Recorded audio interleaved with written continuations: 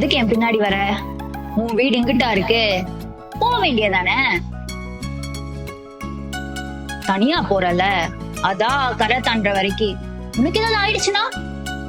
ஐயோ எப்பா, உன் கரிசனை ஒண்ணும் எனக்கு தேவையில்ல, எங்களுக்கு தெரியும், நீ போ. ஏய், ரொம்ப முரண்டு பிடிக்காதடி. இப்ப நீ முதல்ல கிளம்புறியா இல்ல என்ன சொல்ற?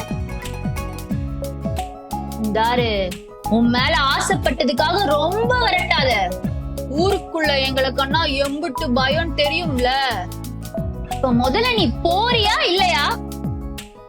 ஏய், ரொம்ப முரண்டு பிடிக்காத. என்ன பண்ண போற நீ? திருத்த முடியாதுடி, உங்களை திருத்தவே முடியாது.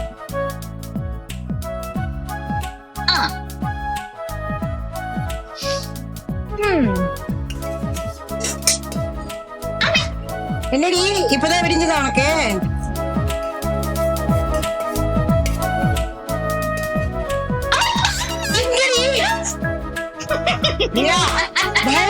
பிரியா, எப்ப பாருங்க போன் வச்சு உனக்கு இதே வேலையா போச்சு. ட்ரெண்டிங். அம்மா சாம்பார் சாதம் வேணா பிரியாணி பண்ணுன்னு சொல்வல, அப்ப இருக்கு உனக்கு. இவ்வளவு தூரம் வளர்ந்துட்டா இன்னும் விளையாட்டு புத்தி குறையதா பாரு.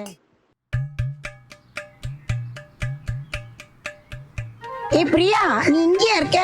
ஆமாமா, இங்கதாம்மா இருக்கேன். என்னம்மா? பிரியா, நாளைக்கு ஒரு ஆடிஷன் இருக்குடி, புது படம். டைரக்டர் யாரும் தெரியும்ல, மோகன் சாரு.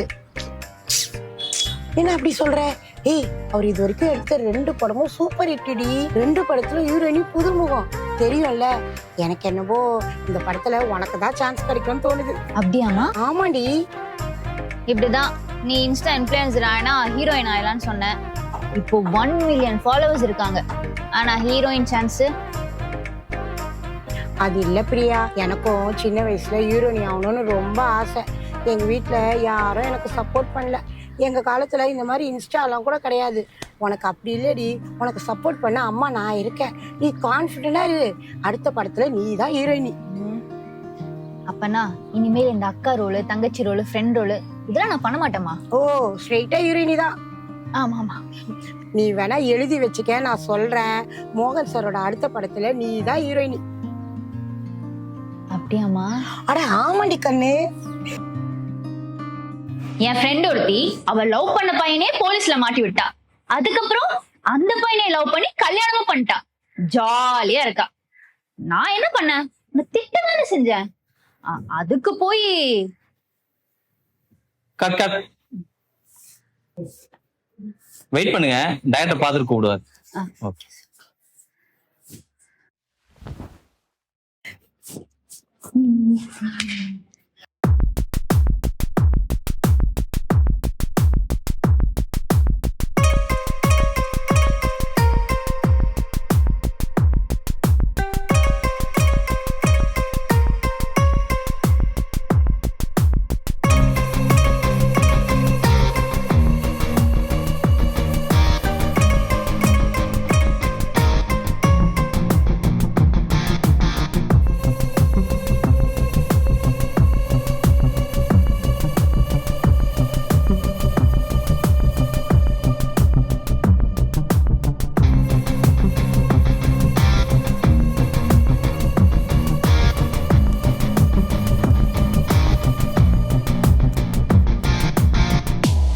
மேனேஜர்.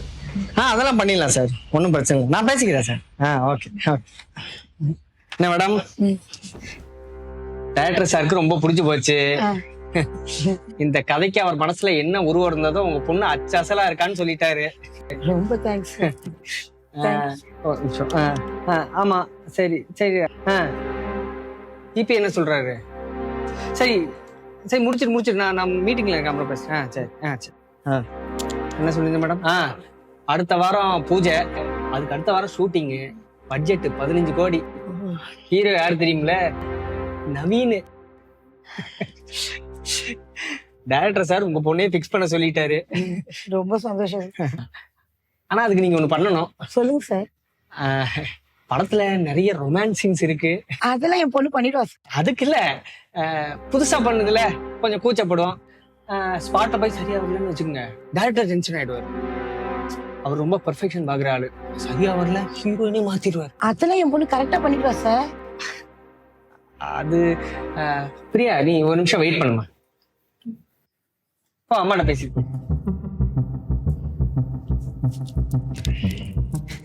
அதுக்கு இல்லை மேடம், டைரக்டர் சார் கூட உங்க பொண்ணு அட்ஜஸ்ட்மெண்ட் பண்ணிக்கிட்டா அதுக்கிட்ட போதும். அதெல்லாம் என் பொண்ணு பண்ண மாட்டா சார். மேடம் பெரிய சான்ஸ் மேடம், ஈஸியா கிடைக்காது. பிரியா விட அழகான பொண்ணுங்க 1000 பேர் இதுக்கு ரெடியா இருக்காங்க. அதெல்லாம் எங்களுக்கு தேவையில்ல சார். ஒரு நிமிஷம் உட்காரு. இந்த கண்டிஷனுக்கு ஒத்துக்கிட்டா இந்த படத்துல உங்க பொண்ணு தான் ஹீரோயின். படம் முடிகிற வரைக்கும் தானே மேடம். அப்புறம் உங்க பொண்ணு பெரிய நடிகை ஆயிடுவா. கோடி கோடியா சம்பாதிச்சு உங்ககிட்ட தான் கொடுக்க போறா, எங்ககிட்ட கொடுக்க போறா. வர்ற பொண்ணுங்கெல்லாம் இதெல்லாம் ரொம்ப தெளிவு. நீ பேசிட்டு சொல்லுங்க சரியா? சொல்லுமா நீ. மீட்டிங்ல இருக்கேன்ற நீ என்னடா?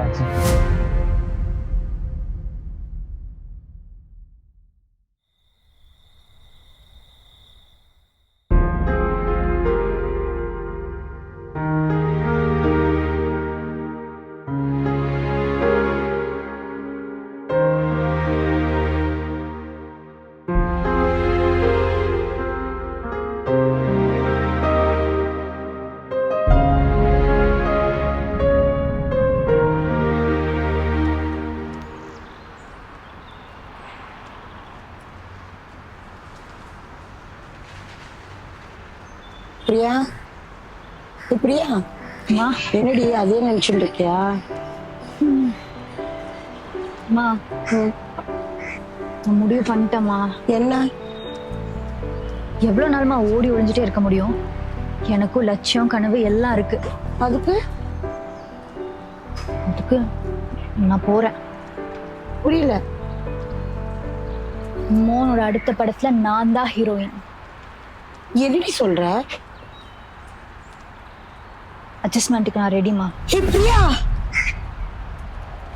நீங்க எதுவும் சொல்லாதீங்க, என்ன தடுக்காதீங்கம்மா. யாருக்கு கால் பண்ற பிரியா? ஹலோ, நான் பிரியா பேசுறேன் சார். அம்மா சொன்னாங்க. எனக்கு ஓகே தான் சார். நீங்க என்ன எங்க வரணும் என்னன்னு சொல்லுங்க, நான் வரேன். பிரியா என்னடி இது? என்ன மன்னிச்சுக்கணுமா, எனக்கு வர வழி தெரியல.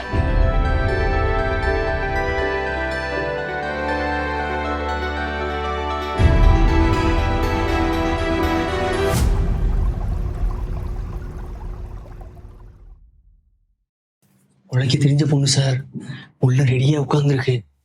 நான் பாத்துக்கிறேன். ரொமான்ஸ் எல்லாம் எப்படி நடிக்கிறது நல்லா சொல்லி கொடுங்க சார். போயா. Sit, sit, sit.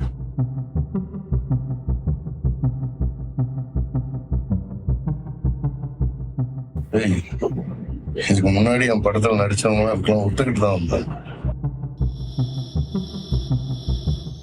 ஏன் நம்ம இண்டஸ்ட்ரியில பெரிய பெரிய ஆக்டர்ஸ்லாம் இந்த மாதிரி அட்ஜஸ்ட்மெண்ட்லாம் பண்ணிட்டு தான் இந்த இடத்துல இருக்காங்க. நீ பெரிய ஆள் ஆயிடுவ. நான் ஆடிஷன்ல பார்த்ததுலேயே நீ தான் ரொம்ப அழகா இருந்த. நான் மைண்ட்ல ஒரு கேரக்டர் நினைச்சிருந்தேன், அது அப்படியே ஜெராக்ஸ் பண்ண மாதிரி இருந்துச்சு உன் முகம்.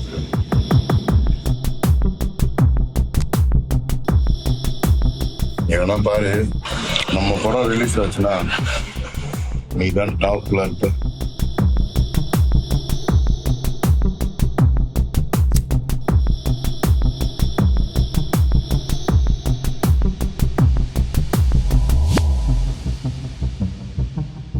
அதுக்கு நான் கேரண்டி.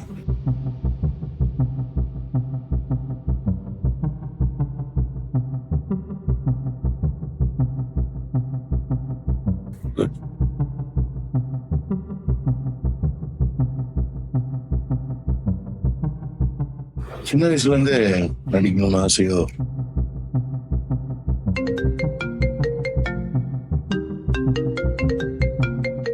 இந்த ஆளு வேற.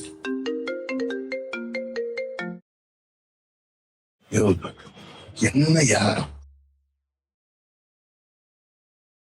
என்ன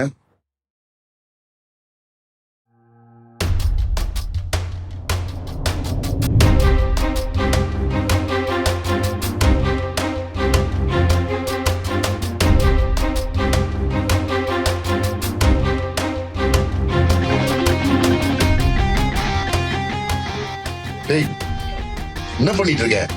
கட் பண்ணு. ஹலோ டைரக்டர் சார், நீங்க இங்க கட் சொல்லக்கூடாது. நான் தான் கட் சொல்லணும். இங்க நான் தான் டைரக்டர். நீங்க கொஞ்சம் கொத்திட்டு இருங்க. பாத்தீங்களா மக்களே, இவனை மாதிரி ஒரு சில நாய்ங்கனாலதான் ஒட்டுமொத்த சினிமா இண்டஸ்ட்ரியே கெட்ட பேர். இவன் சொன்னதெல்லாம் போயிங்க. திறமையும் முயற்சியும் இருந்தா இங்க யாரு வேணா ஜெயிக்கலாம். ஹலோ, எனக்கு இன்ஸ்டாகிராம்ல 1 மில்லியன் ஃபாலோவர்ஸ் இருக்காங்க. உன்னோட சினிமா கரியர் காலி. உன்ன மாதிரி தப்பு பண்ண நினைக்கிற ஒருத்தவங்களுக்கும் இது சரியான பாடமா இருக்கும். பாவம், நாளைல இருந்து உன்னால உன் ஃபேஸ வெளியவே காமிக்க முடியாது. பட்டா